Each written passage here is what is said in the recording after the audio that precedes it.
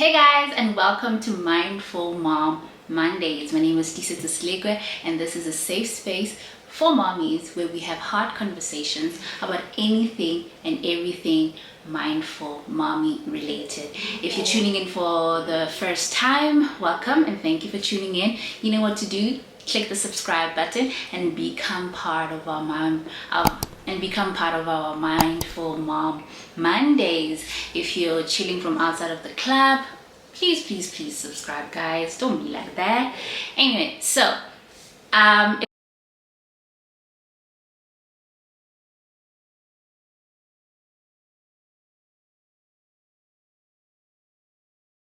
school holidays have begun and I've been so nervous throughout the week, counting down to the last day of my children's school or them going to school for the first term. I'm nervous because I'm just like, how is it going to work out? Because I'm so used to them going away so that I have time for myself to do work and to do everything. But now I'm gonna wake up to find them and I have to do something with them, right? And so it was, yeah, I was not really as excited as many parents were that, you know, schools are closing. I was just like, you know what, contemplating whether they should go to holiday school, whether or not they need a break from school. And this is like 2 weeks of being being a full-time mom and a full-time entrepreneur. Like, I don't even know what full-time mom means because it's not like I take a break from being a mom, but you guys get what I mean, right? So yeah, so I decided, you know what, I'm gonna go get a few things so that I can keep my 4-year-old busy, because I think with the younger one I can schedule my stuff according, I can schedule my stuff according to his naps, and you know, get some rest a little if I can when he's sleeping. But my biggest challenge is the older one, because she constantly needs attention. She constantly wants to ask questions. So then we went out to go look for stuff that they can use or she can use to learn even while she's at home, and also get stuff that we can do together as a family. So I got her a chalkboard and for me to try and teach her how to read again. So I had started in 2022 during the initial lockdown when it was still 21 days. Yeah, so, and I failed because of consistency, and also she was a little too young. Her concentration span was very, you know, limited. We also got blocks of Jagger, I think that's what they call it, to play, and we wanted to play this as a family. We were looking for an inclusive game, so we don't always have her in her room playing by herself, and it also helps us not to be too busy with our work that we forget to be present during this time, right? So I also bought her some water paint that she absolutely loves. I think my little girl is a little artist. So I just got like a few things, and listen, when I got these things I was just like, wow, you know, I'm on a roll. I have things scheduled, like I know what I'm gonna do from Monday to, you know, and day one kicks in. I wake up and, well, before I got out of the room, I could hear my firstborn like calling his sister out. So I told you guys that they share a room and all of that. So he woke up earlier than everybody, I think at 5 a.m. or something like that. So he just decided he's going to join the 5 a.m. club without telling anyone. So at 5 a.m. there he is calling out the big sister to wake up. He called her out for about, I think, 30 minutes or something, and eventually she woke up, and then they were playing. It was giggles. Oh, it was so nice to hear, you know, from the room. But lo and behold, wake up and ta-da, a mess. Like, I don't even know where some of the stuff were taken from, but I found them all on the floor. So right then and then I was just like, okay, perhaps, you know, the schedule that I had won't really work accordingly, and I should have like some sense of you know, flexibility inside there, because wow. And you know what, my daughter, sees me packing the stuff up. I'm packing the stuff up and I'm just like, you know, I just want to tidy up, because also I wanted to shoot a video in this very room, right? Then she's just like, she makes this funny comment. It's like, haha, look at you tidying up my mess. And I'm looking at her like, and then I'm like, you know what, I'm going to put tidying up your room as part of your chore for the next 18 days, until actually from today onwards, until forever. This room will be tidied up by her. Obviously I'll do the cleaning and all of that, just to teach her that she must tidy up and look after herself, right? And yeah, I think after I woke up today, it made me realize that I'm gonna have to now restructure or schedule my rest plan, because it sounds very impractical for a mom who's literally constantly 24 hours with their children. Like, where do you slip in time for yourself? Where do you slip in time for your emotional, mental and physical, you know, strength, you know, because you need all three to be, you know, for you to actually become the mother that you want to be, and to become the person you want to be for yourself, right? And so I decided that I need, you know, practical ways to make the term moms need rest make sense for me, because I feel sometimes it's impractical for you to just be like, you need to slot in time to rest, but you don't know the dynamics of each household, you know. And even me sharing my plan, I think it's also not like cut in stone. It's not one size fits all. You have to, you know, tailor your own plan according to how you are, according to how your children are, which is so important. And you know, as I was literally just writing down how I'm going to do it, like the whole planning my rest, I just also realized how motherhood is so difficult for us these days. And I'm not saying that our parents had it easy. I feel like they had it easier, because and no offense to our grandparents and our parents and all of that, but I feel like especially in the African community, they grew up in close-knit communities where help was literally at hand, you know. I'm reminded of how whenever there's a newborn in a household, there's like people who actually come without even like having the mother ask for the help, but there's actually always people who are there who think, okay, THISETSO has a newborn, I must come, at least come help her, you know, with cleaning, come help her with, you know, cooking, make sure that she is fed. And I think that's something that I've seen with my family. Like, the biggest priority that they have during that period is to make sure that the mom is well rested and well fed, so that the child can also be well rested and well fed, you know.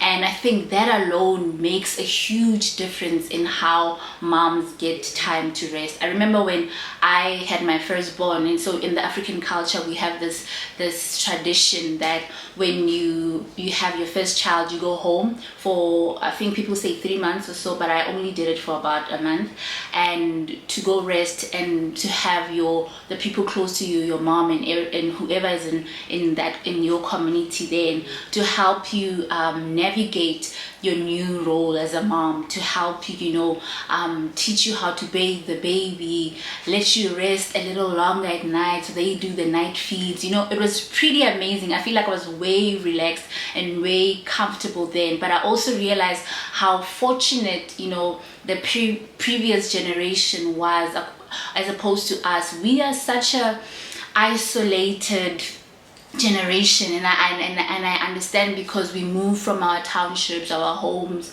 to go fed for ourselves, to go to, you know, some of us are from Limpopo, and then now we're in Gauteng. Who do you know in Gauteng to build such a close-knit community, so that you know that, you know, anyone can just drop by at your house when you need help. That help is at hand. Right now, it really is a process for you to get that kind of help. You need, if it's a nannies are expensive, and guys, I'm not even trying to lie, nannies are expensive. If the money is not the problem is like safety. How do you trust that person, you know? So I feel like they had it they had it better. Like that kind of community is needed. And I feel like even though we are so secluded and isolated in wherever we are, we need to like find spaces or form relationships with people and mommies that we can, you know, find that support in or from, you know. So yeah, but before I go away from what the topic of today is, it's just me sharing mindful ways of finding rest or planning rest during your day, especially if you are a stay-at-home mom. But this also works out if you are a working mom and who works either from home or works outside home, right? But before I even do that, I just want to just put it out there that again, there's no one size fits all for what I'm saying. We are all different. All mothers are different. All children are different. I cannot expect you to follow my routine, whereas you are taking care of a different child with different needs, different personalities. So you would have to now go back and learn your child's patterns. Learn your child's patterns. Learn your child's patterns and see how you can fit it into your work plan. So first thing that I would suggest that you would do, or what I would do, is to have a plan to rest as a mom. It's going to be impractical for you to be spontaneous as a mom to rest, because it's just not going to happen. You know, if you don't schedule rest in your daily plan, then you will not rest. You know, and it also just teaches us the discipline to follow through with what we said we will do, because if you don't do one thing, then you're delaying the next one, right? So it also just keeps you on your toes. Also, it makes you feel like you're on top of the world when you like ticking all the things that you say, ticking your to-do list, and you just find that actually I did everything that I said I would, you know. But first thing first, schedule rest. Whether you're deciding to wake up early before the family wakes up, or whether like me you decide to stay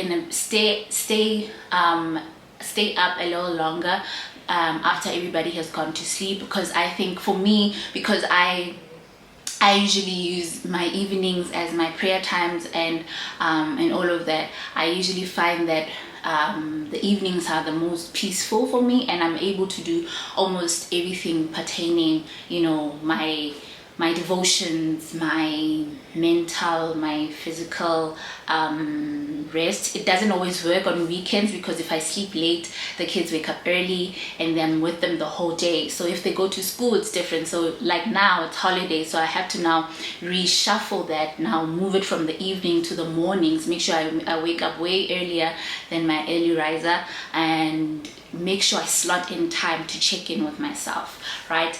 And the other thing, which is number 2, is teach your children to respect your rest time. So if you cannot do it when they are asleep, you have to slot in. Not even if, you can do it when they are asleep, that's when you know that there will be no disturbance, but also slot in time where they can see that mommy, this is the time where mommy is resting. Whether mommy is reading a book, whether mommy is doing whatever mommy is doing, they need to see you do it so that they can know that it's a thing, that mommy actually needs downtime. Because then I remember I taught my daughter that whenever she sees me reading, it's that she gives me space, or she gets out of the book and she reads with me, you know. So that's very important, because also they adopt that kind of thing into their lives, so that they know that mommy works hard during the day, but there's a time when mommy needs to be alone and mommy needs to rest, and mommy does mommy time or mommy things, right? Another thing, the third one, or which also goes with the second one, is that you can teach your children, if they're old enough, but also if they're young, you train your children up to grow into also resting. I think this is what they do at their creches, where they teach them how to go nap, or there's quiet time. But do that as well for your household, so that they also like kind of incorporate that culture of resting, and also allowing you to rest. The fourth one, which is very important, do not decline help. do not assume that people know that you need help. Ask for help, because as mummies we don't want to feel like, you know, you're not doing enough as a mom, or somebody else might think that you are too lazy as a mom, you know, or whatever. We have a lot of things in our minds, but then I just want to encourage you to seek help. If you have a partner, communicate the type of help that you need. Communicate the type of help that you need. Don't assume that people know that you need them to change the baby's nappy when you're doing 1, 2, 3. Ask for the help. Detail the help that you need. People are not magicians. People are not prophets. Maybe they are in your families, but be specific with the type of help that you need. This stops frustration for yourself, for your partner, for your friendships, for whatever it is. But communicate your help, your need for help clearly. And just before I move on to the last one, just know that help is not you declaring your weakness, but it's strength. It's you showing strength, that you know that you cannot raise a child on your own. There's a saying that says a child is raised by a village, right? So you know the importance of bringing in community and allowing yourself to receive the help so that you can receive the rest that you require. I'm gonna have to cut this video soon because my baby's crying, you see.